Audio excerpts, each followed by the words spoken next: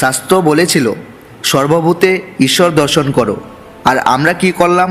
আমরা মানুষকেই মানুষ থেকে আলাদা করে দিলাম, জাতে, বর্ণে, ধনে, পদে।